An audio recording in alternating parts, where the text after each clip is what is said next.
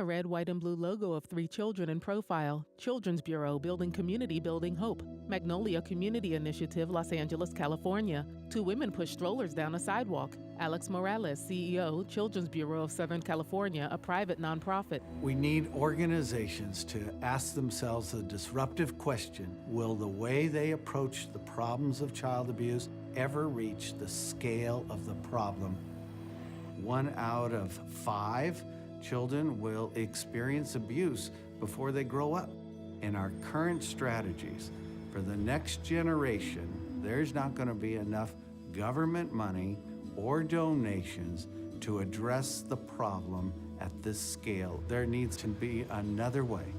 The Magnolia Community Initiative is a voluntary network of about 75 partners across different sectors that are primarily working with the same families. Leela Girgis, Director, Magnolia Community Initiative. A system of organizations that aren't actually talking to each other. Magnolia Place Family Center. Establish a shared vision for a population of about 110,000 people, 35,000 of which are children in the 5 square mile area, about 500 blocks in LA.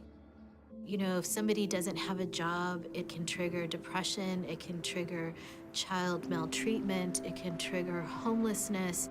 What we've tried to do with the Magnolia Community Initiative is say, you can do your job better by understanding and knowing the workings of these other organizations in health, in education, elementary schools, in county services, our local neighborhood councils, businesses, and banks. Leela talks to a group. So the idea is that you're talking about these things consistently, even though it may not be related to financial literacy. One of the things that we work towards with all of our partners is not only provide the service, but also ask an additional 3 questions around social isolation, maternal depression or family stressors, and child development concerns. We feel that those 3 questions are real proxies for deeper underlying issues. We're also saying you don't have to be the expert in that field. If you have a parent that has child development concerns, send them our way. We'll do additional screening. All you have to do is ask the question.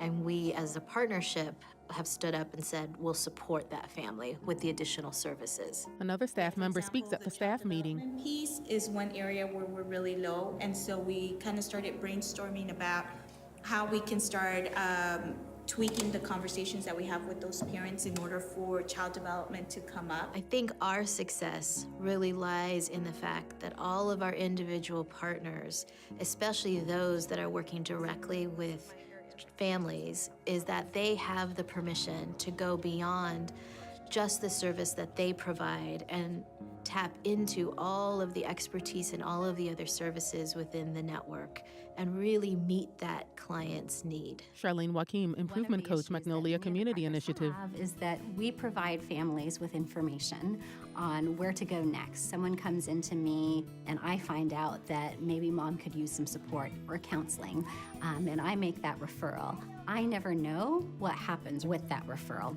The warm handoff was this concept that some people are here within the building, and rather than saying, oh, call St. John's for counseling support, I could walk over to the person in St. John's and say, here, this is what I know about this family, and this is what I think you might be able to help them with today. A blonde-haired mother is introduced to a woman at a reception desk. The concept of a warm handoff was simple, it made sense to people, and again, I think they were able to see the effect on families and the effect on their referrals and the success of their referrals almost immediately. Alex Morales. All of this effort takes a new kind of culture. We don't know the answer. So therefore, we need to go into this with a mindset of how can we learn and figure out what the answer is and what works. And we cannot do this same thing for 3 years, then we'll test it to see if it works. We can't take that long. So we need something, what can you try by next Tuesday? What you're trying to do is get as many micro experiments going on at one time as possible so you can learn more quickly. Charlene Joaquim. Shifting data from something that evaluates performance to something that informs learning. And that feels very different to people because it really is about learning together and learning together for the sake of improving community outcomes. Leela We Girgis. actually see the Magnolia Community Initiative as a learning community, a community that is reflective in its process, reflective in its testing, and reflective in its practice. Children roll dough. Alex help Morales. Parents be nurturing and caring, you have to help them be healthy. You have to help their children be educationally successful. You have to take that cutting sharp edge off of poverty so the family's not constantly under the pressure of survival. And it's the recognition of the interdependentness of those critical areas in our funding streams that would allow organizations to more, we say, holistically help a family be successful.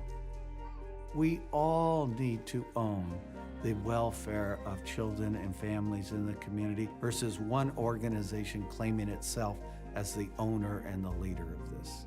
That is the new type of leadership that we need that will allow us to get to the scale of the social conditions that we have. For more information and to share this film, go to Child Welfare Information Gateway, www.childwelfare.gov/topics/preventing. A list of credits follows, including special thanks to Magnolia Community Initiative, Los Angeles, California. This film was created under contract number HHSP 23320095648WC, funded by the Children's Bureau, Administration for Children and Families, U.S. Department of Health and Human Services. Its content does not necessarily reflect the views of the Children's Bureau.